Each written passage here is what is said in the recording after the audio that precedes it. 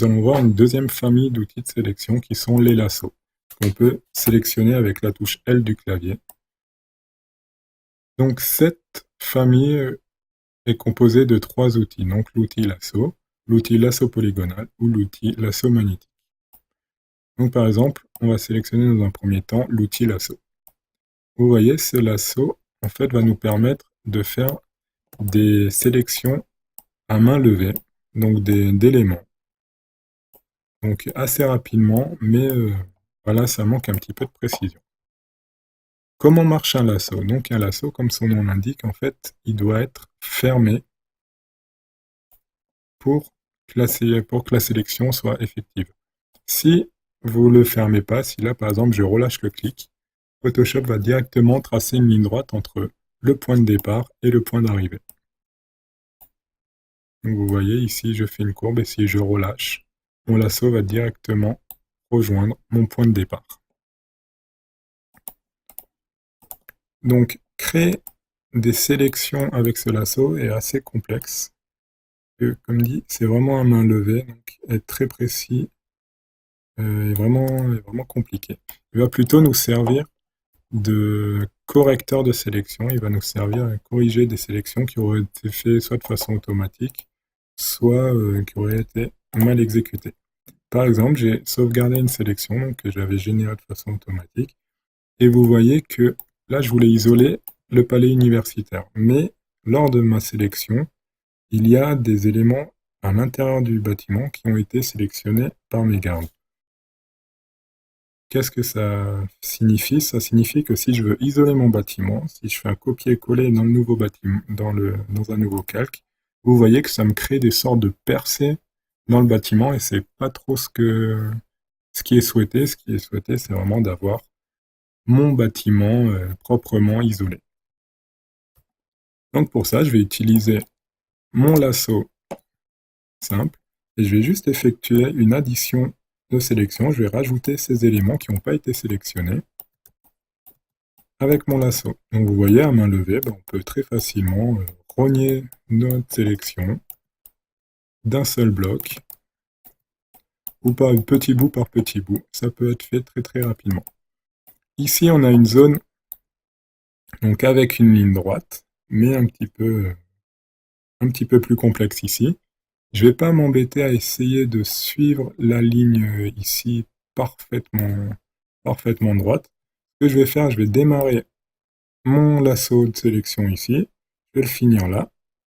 Et comme je vous avais expliqué, un lasso doit être fermé, donc là, si je relâche, il va rejoindre directement le point d'origine en ligne droite. Donc vous voyez que la ligne droite, ce sera dessinée par elle-même, juste en relâchant mon lasso.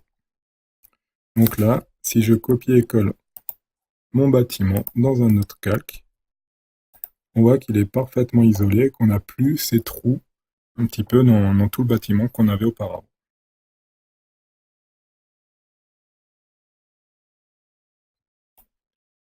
Donc on va voir le deuxième outil de la famille des lassos, le lasso polygonal.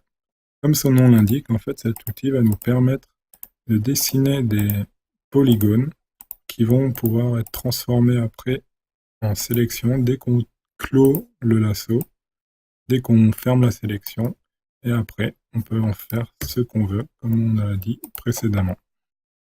Donc le lasso polygonal, dès qu'on clique, on crée un angle, et entre chaque angle, en fait, on peut choisir une direction, et à chaque clic, en fait, on créera un angle, et on pourra partir dans la direction qu'on souhaite. Donc soit pour créer des polygones un peu bizarres, soit pour bien suivre des bâtiments ou des objets bien rectilignes assez facilement.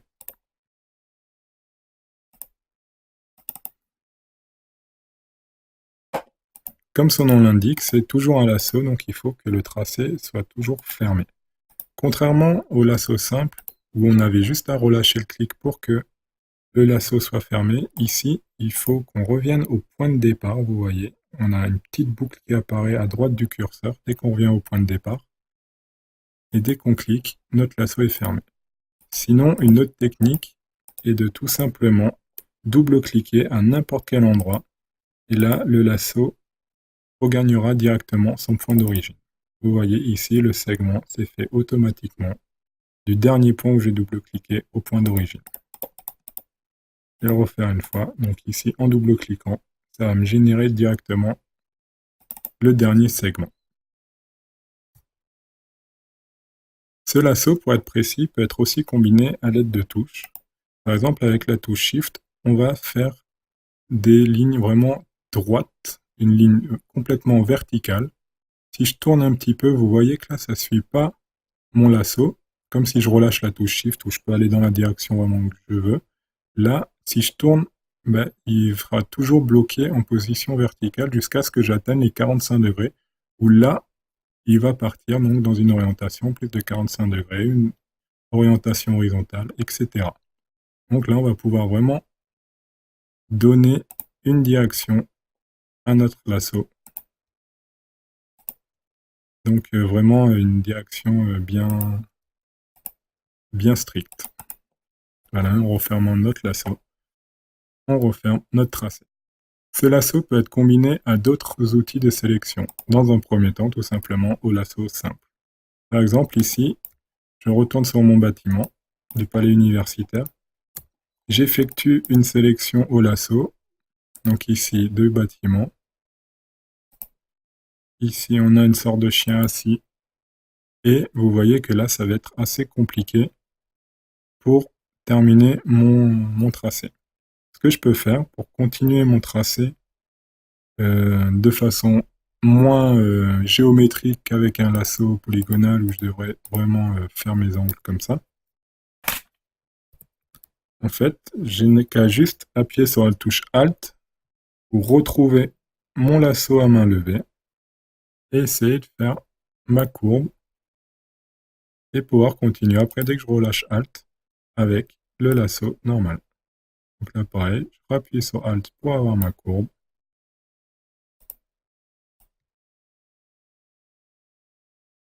Etc.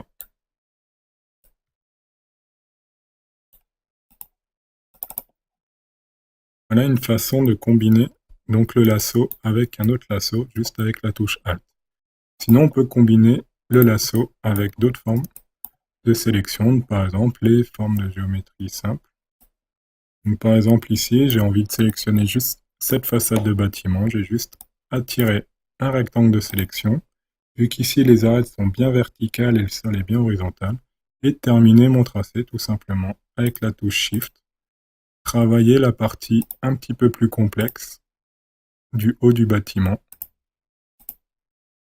et rejoindre mon rectangle préalablement sélectionné. Et voilà, j'ai sélectionné ma façade assez rapidement juste en combinant 2 outils de sélection.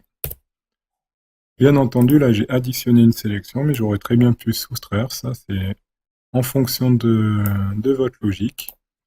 Donc à la place d'additionner le haut du bâtiment, je vais tout simplement tracer un rectangle de sélection un peu plus grand et le soustraire à ma sélection. Et voilà, le haut du bâtiment est bien découpé et je peux le copier et le coller comme je veux. Si à un moment, il vous arrive de faire des points et sans faire exprès faire des mauvais points d'ancrage donc avec votre lasso, en fait, vous pouvez tout simplement appuyer sur la touche supprimer pour supprimer les derniers points, comme ça tout votre tracé, vous ne devez pas tout recommencer, tout votre tracé est quand même sauvegardé. Par exemple ici, je dérape un petit peu, ben, si j'appuie sur la touche supprimer, ben, je peux tout simplement revenir au point qui est le dernier point le plus propre et continuer ma sélection.